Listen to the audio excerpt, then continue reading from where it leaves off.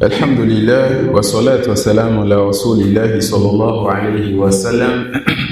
Allahumma la ilma lana illa ma 'allamtana innaka antal alimul hakim. Amma ba'd. Nous allons poursuivre par la grâce d'Allah subhanahu wa ta'ala avec le livre Aqidatul Wasitiyya. Si vous avez compris ce qu'on a fait jusqu'à présent à Aqidatul Wasitiyya, vous avez compris ce qui va se passer. L'auteur va nous apporter des versets, tout comme il le fait depuis quelques jours. Nous, tout ce qu'on va comprendre de ce verset, où est l'attribut que l'auteur veut affirmer? Ça suit? Où est l'attribut qu'il veut affirmer? Et lorsqu'il affirme l'attribut, nous avons le code Mushtarak et le code Mumayyiz al-Fariq. C'est quoi cette règle-là?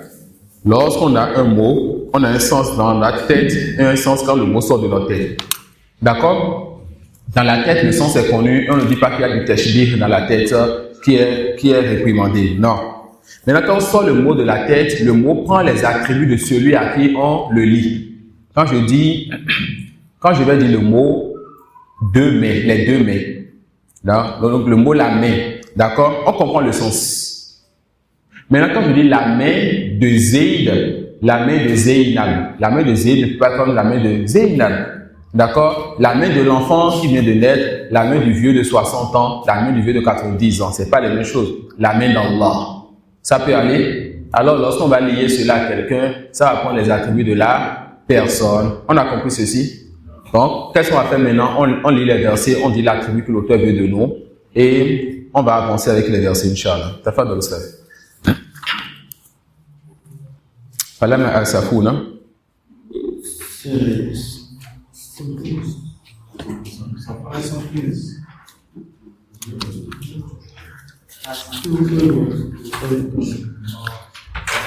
C'est pas de la question. فلما آسفونا انتقمنا منهم وقوله ولكن كره الله بعثهم فثبتهم وقوله كبر مقتا عند الله أن تقولوا ما لا تفعلون. نعم. Alors, le chef il apporte la parole d'Allah subhanahu wa ta'ala. فَلَمَّا آسَفُونَا انْتَقَمْنَا مِنْهُمْ. Le verbe asafa, ça peut vouloir dire s'attrister pour quelque chose. Et ça peut vouloir dire se mettre en colère. Et lorsqu'on le lit ou on l'attribue à Allah, ça n'a que le deuxième sens. Car Allah ne s'attriste pour rien. D'accord? Donc quand Allah dit فَلَمَّا آسَفُونَا, lorsqu'ils nous ont mis en colère, فَلَمَّا أَغْضَبُونَا, ça suit? Lorsqu'ils nous ont mis en colère. Mais quand c'est venu dans l'histoire du prophète Youssouf, dans Sourate Youssouf, Ya asafa ala Youssouf. Ici, qu'est-ce qu'il a voulu? Yani, le père de Youssouf, il s'attriste pour ce qui pourrait arriver à son fils. Mais quand Allah dit, Falamma asafuna intaqamna minhum, falamma aghbabuna intaqamna minhum. Lorsqu'ils nous ont mis en colère, on s'est vengé d'eux. Et le mot al-muntakim ne fait pas, le nom al-muntakim ne fait pas partie des noms d'Allah subhanahu wa ta'ala. Et Allah dit walakin kariha Allahum bi'athahum fathabbatahum. Mais Allah a détesté leur départ. Allah répugna leur départ. Donc Allah il déteste. Quel est l'attribut qui est voulu dans le verset précédent? Falamma asafuna. Donc Allah se met en colère. Et dans ce verset, walakin kariha Allahu bi'athahum, Allah a répugné, Allah a détesté le fait donc que les hypocrites sortent. Donc Allah il déteste les choses, d'accord? Et lorsqu'Allah n'a pas voulu que les hypocrites sortent, qu'est-ce qu'il fait? Allah les a rendus paresseux, subhanallah. Allah dit quoi? Walakin kariha Allahu bi'athahum fathabbatahum. Allah subhanahu wa ta'ala répugna donc la sortie, le départ donc des hypocrites. Il a fait quoi? Il les a rendus paresseux. Il dit kabura maqtan inda Allah an taqulu ma la taf'alun. Al-maqta huwa ashaddul bughd. Le fait qu'Allah déteste quelque chose de la façon la plus grande. D'accord? Al-maqtu huwa ashaddul bughd. C'est le fait qu'Allah déteste quelque chose de la façon la plus grande. Donc, lorsque Allah subhanahu wa ta'ala a détesté et a vraiment détesté ce qu'ils ont fait, Il a fait quoi? Elle a dit quoi? Kabura maktan inda Allahi an taqulu ma la taf'alun. Fais partie des choses qu'Allah déteste le plus, que tu dises ce que tu ne fais pas. Fais partie des choses qu'Allah déteste le plus, que tu dises ce que tu ne fais pas. Donc dans ces versets, Allah nous montre qu'il déteste.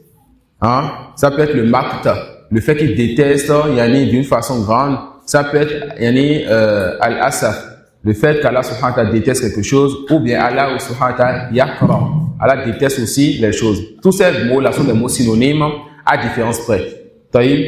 Donc l'auteur a mis plusieurs versets pour montrer que notre Seigneur il déteste. Ça suit. هل ينظرون إلا يأتيهم الله في ظلل من الغمام والملائكة وقضي الأمر وإلى الله ترجع الأمور. Quel est l'attribut qui est voulu dans le verset quand Allah dit selon les sept traditions? Qu'attendent-ils sinon qu'Allah leur vienne à l'ombre de nuée, de même que les anges,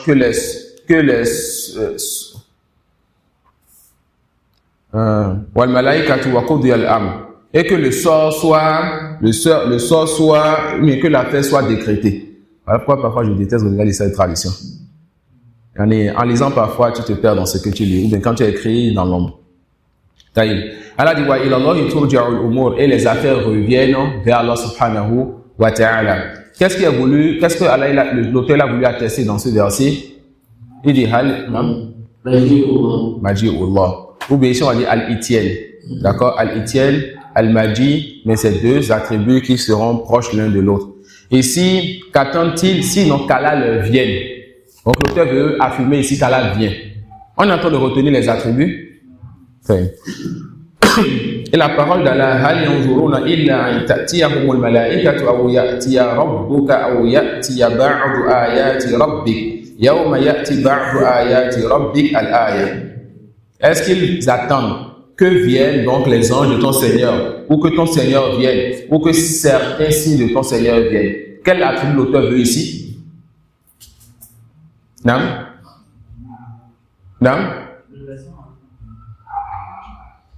C'est toujours le Non, le fait de venir. C'est un autre verset. Le premier verset disait et ce verset dit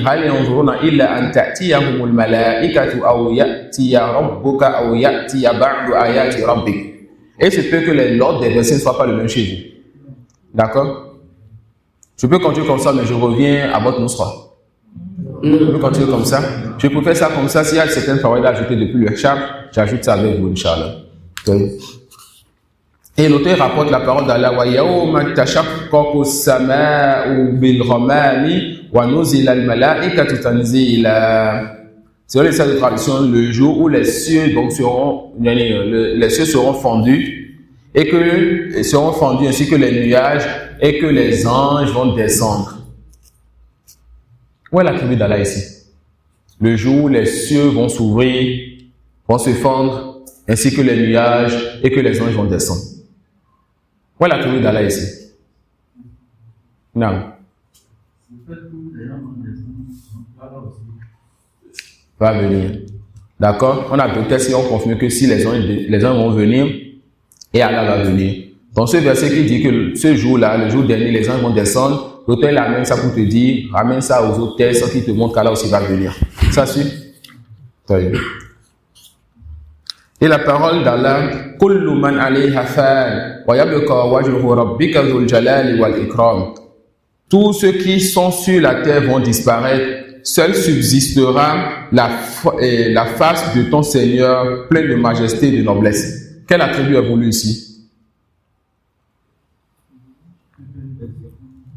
Le visage. Tous ceux qui sont sur la terre vont disparaître et seul le visage de ton Seigneur va rester. On a compris. Qu'est-ce qu'on n'a pas compris? Vas-y, ça va? Ça y est. Alors, est-ce que ça dit que c'est seulement le visage d'Allah qui va rester? Non. Allah a une face. C'est ce que le verset dit. Les Arabes utilisaient le mot wajh, la face ou le visage, pour parler du zat aussi. C'est-à-dire, seul Allah, lui, va rester. Mais attention, on n'utilise pas le mot wajh pour parler du zat de celui qui n'a pas un wajh. Les Arabes vont utiliser le mot, on a fait périr tout le monde sauf la face de Zayd. Pour te dire qu'on a tué tout le monde sauf Zayd. D'accord? Mais si on emploie cela, c'est que Zayd a vraiment une face, un visage. D'accord? Donc ce verset affirme l'attribut de quoi? Du visage, non? Ou bien de la face pour notre Seigneur subhanahu wa ta'ala. Et la parole d'Allah, kullu shay'in halikun illa wajha. Toute chose va disparaître sauf son visage. Quel attribut ici?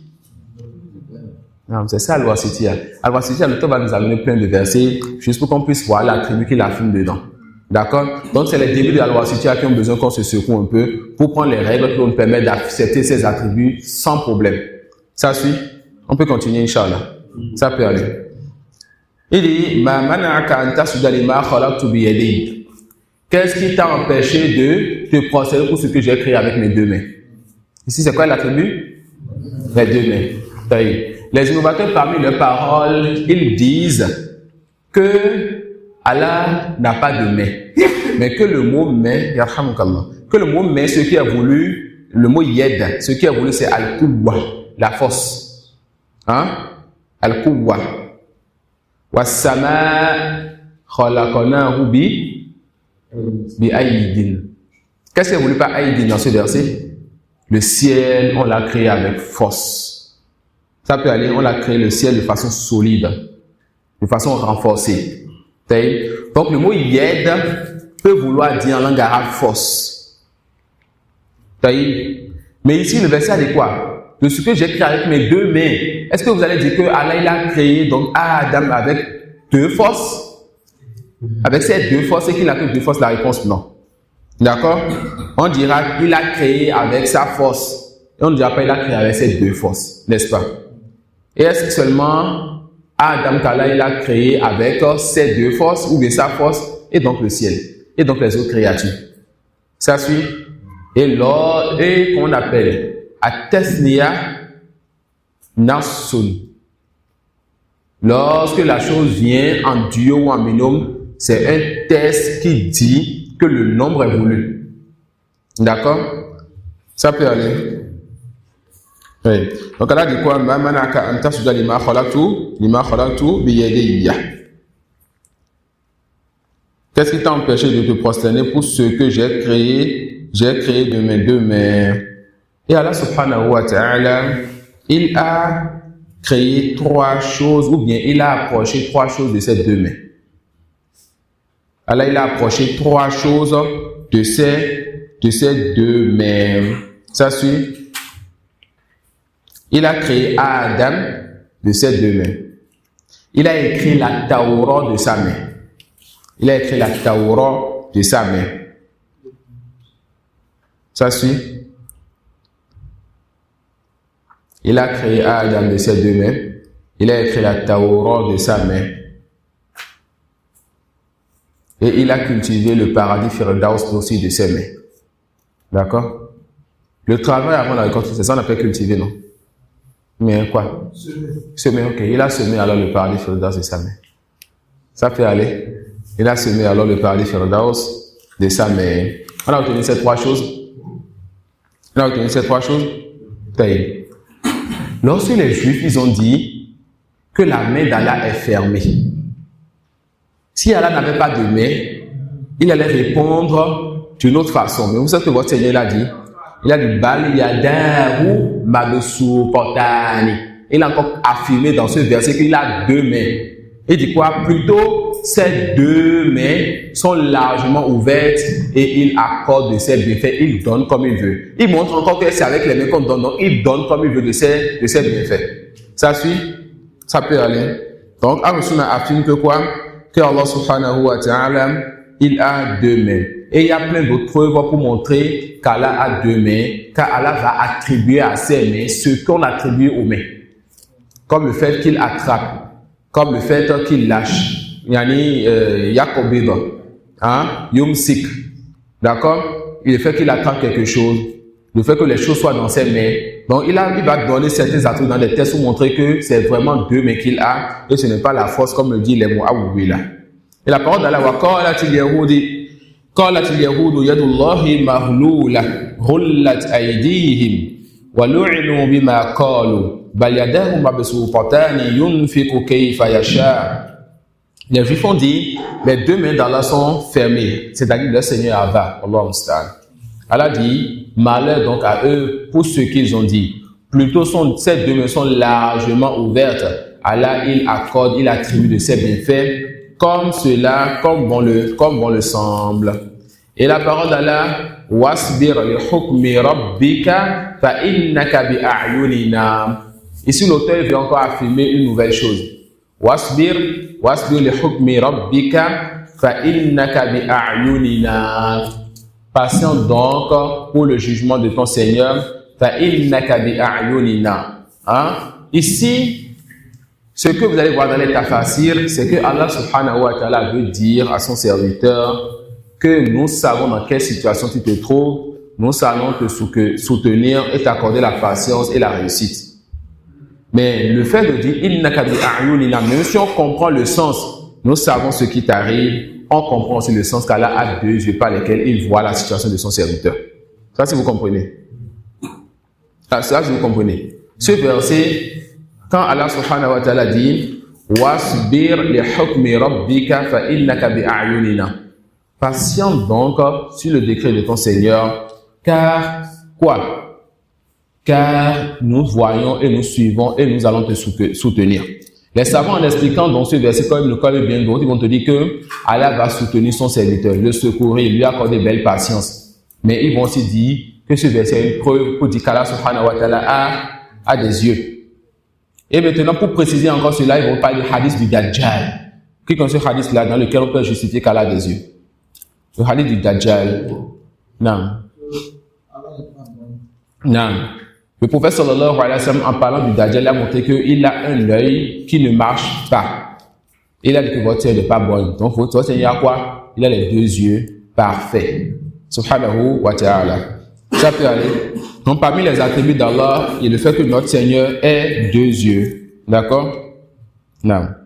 Et la parole d'Allah, wa hamalnahu ala dhati alwahin wa dusur tajri bi a'yunina jaza'an liman kana kufir.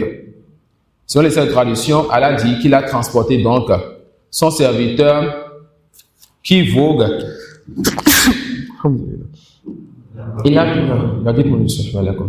transformé son serviteur, il a transporté son serviteur donc sur un objet fait de planches, le bateau l'arche de Nuh alayhi salam. Et cela va voguer, cela va naviguer, et Allah subhanahu wa ta'ala, c'est lui qui va soutenir, qui va les transporter ou qui va les courir à bon port, les amener à bon port. Mais cela renferme aussi le fait qu'Allah subhanahu wa ta'ala voit l'état dans lequel se trouve son serviteur et ce qu'il transporte. Ça peut aller.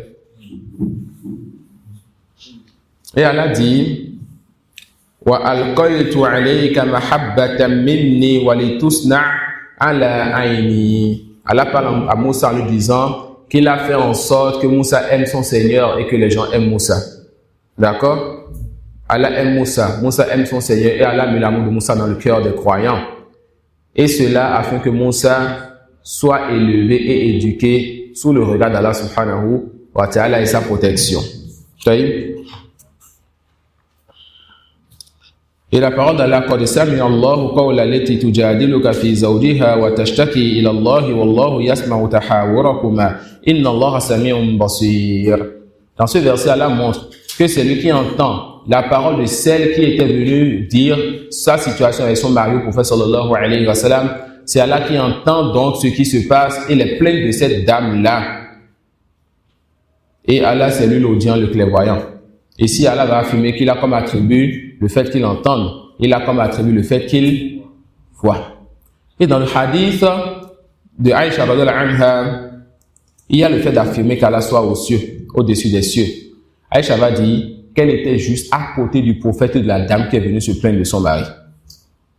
Et que tantôt elle entendait une partie de ce que la dame disait quand la dame parlait à voix basse. Et tantôt elle n'entendait pas une grande partie de ce que la dame disait. Mais Allah, au-dessus des 7 cieux, entend parfaitement ce que la dame dit. Et Allah dit qad sami'a Allahu qawla allati tujadiluka fi zawjiha. Allah, au-dessus des 7 cieux, entend parfaitement ce que cette dame dit. Et Allah dit qu'Allah a entendu n'est-ce pas, la plainte de celle à qui est venue se plaindre auprès de toi. Ça suit.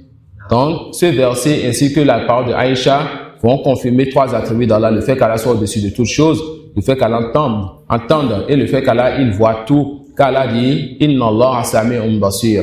Allah il est audient et clairvoyant. On a compris les attributs qui sont venus voulus ici.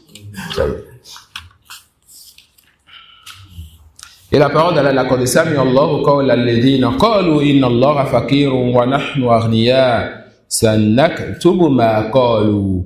Allah subhanahu wa ta'ala a certes entendu la parole de ceux qui disent Allah est pauvre et nous sommes les riches. Nous allons écrire ce qu'ils ont dit. Ici, quel attribut est voulu par l'auteur?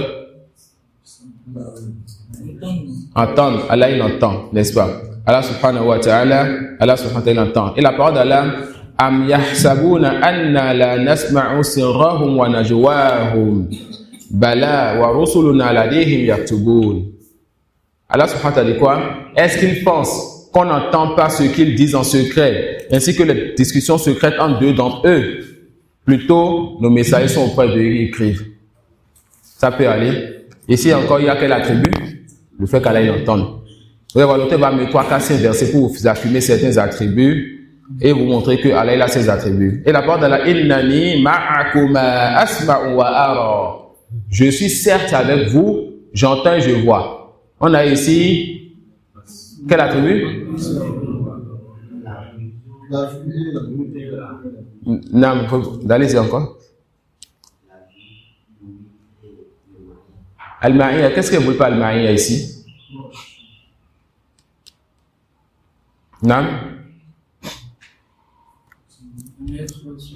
Allah dit Innani ma'akuma. Je suis avec vous deux. Qui est qui? Haroun et Moussa. Je suis avec vous deux, j'entends et je vois. Non?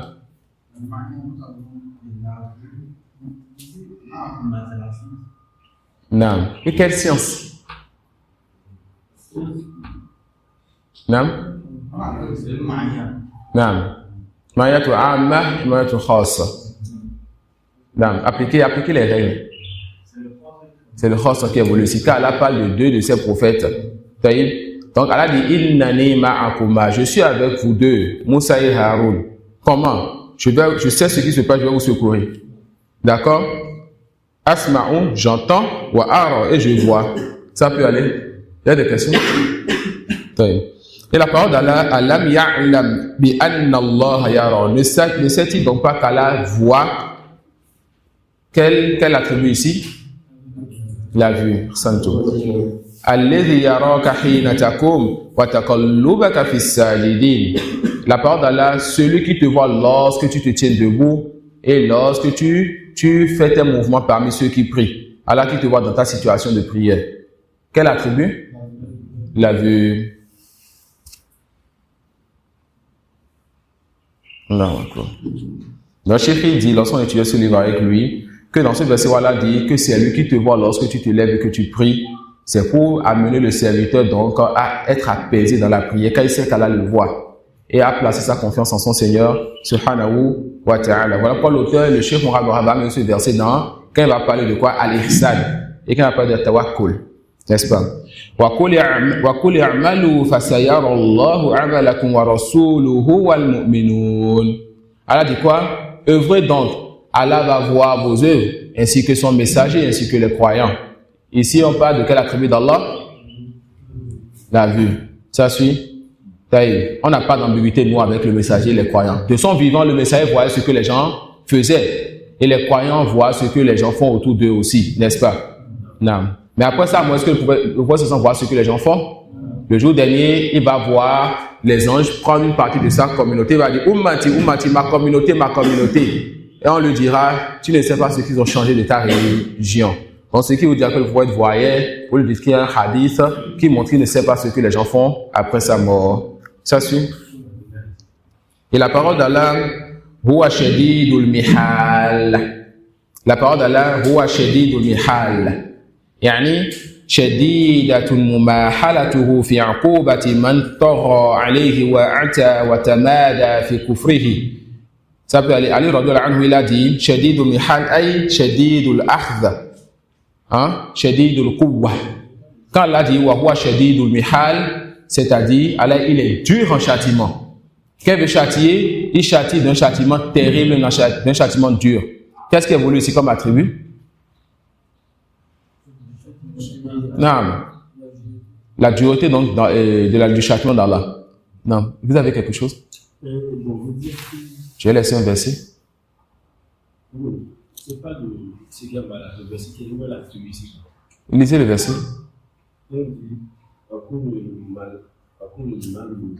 Ça c'est incroyable.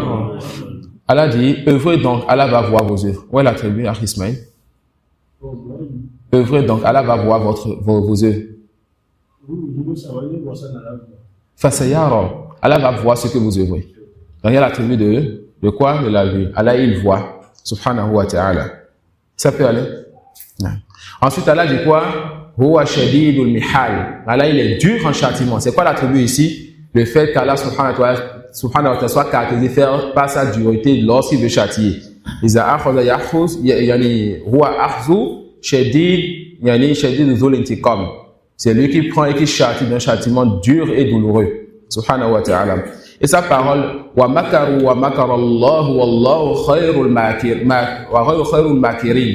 Et ils ont essayé de faire des stratagèmes, de ruser. Et Allah subhanahu wa ta'ala aussi, il a rusé. Et Allah est le meilleur de ceux qui rusent. C'est quoi l'attribut ici? Répondez avec ce qu'on a appris. C'est quoi l'attribut ici? Ahsant.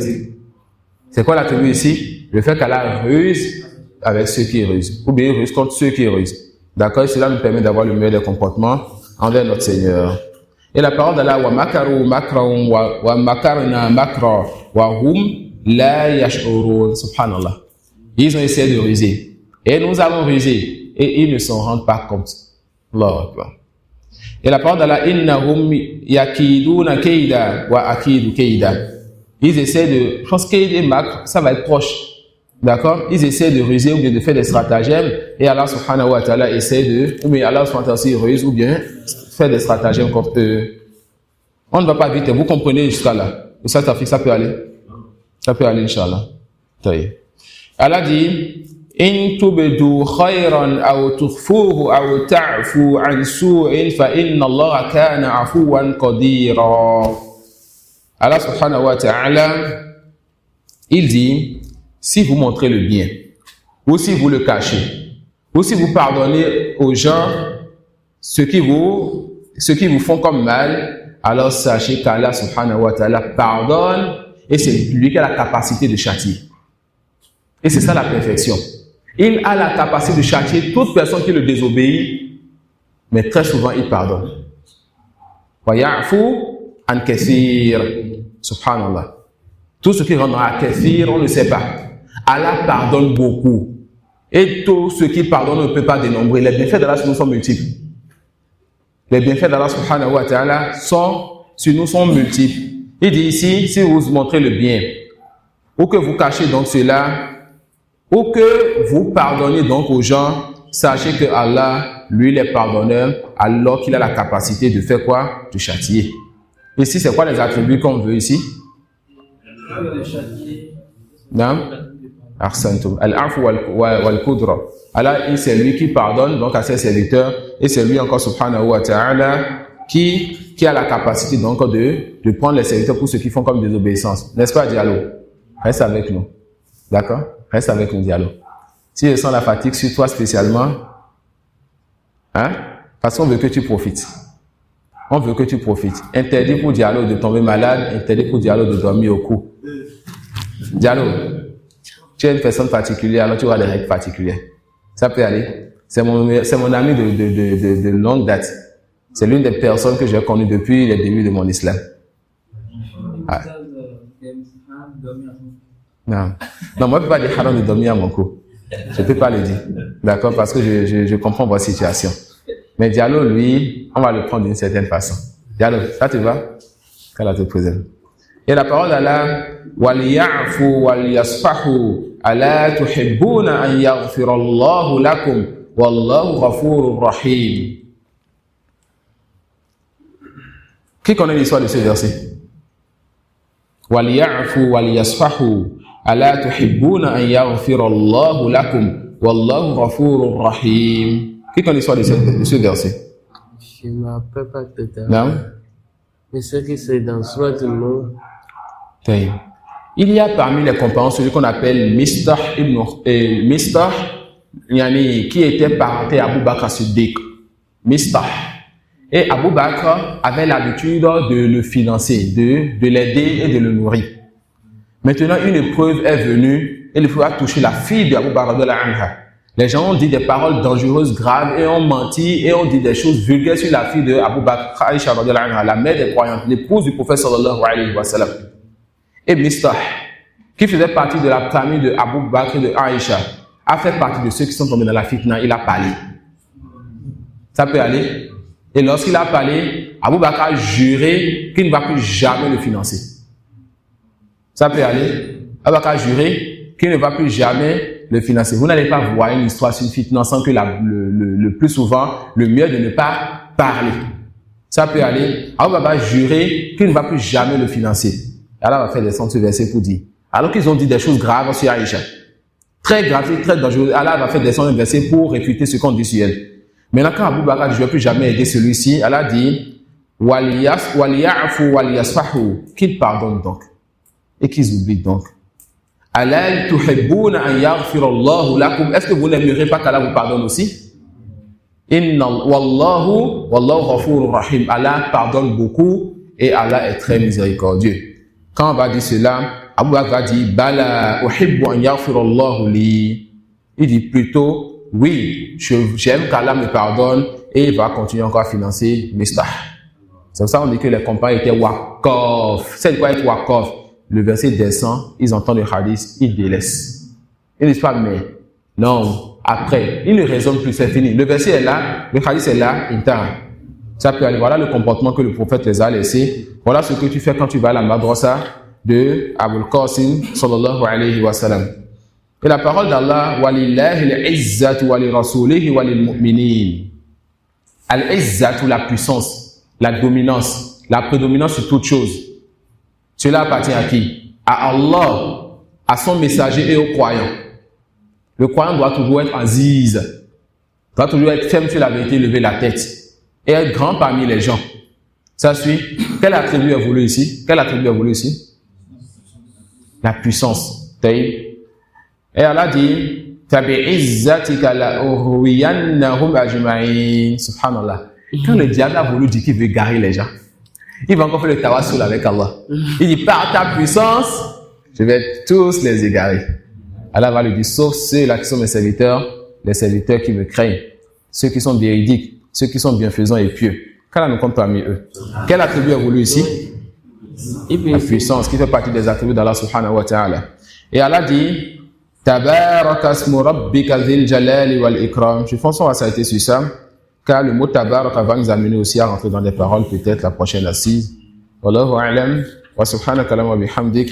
Ashhadu an la ilaha illa anta astaghfiruka wa atubu ilayk. Jazakumullah khair. C'est Ibn Sina qui avait parlé de ce verset-là, dit même Shaitan reconnaît qu'Allah a des surfaces alors qu'il y a des musulmans qui refusent les citages d'Allah. Subhanallah.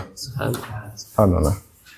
Fabi'izzatik. Il sait qu'il n'est rien si ce n'est que par la puissance et la permission d'Allah.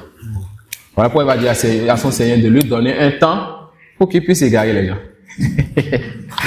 Allahu Akbar. Non.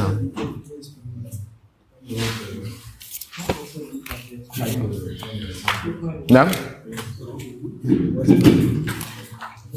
Quelqu'un peut nous aider à couper le truc? À partir de Moussa, les micros.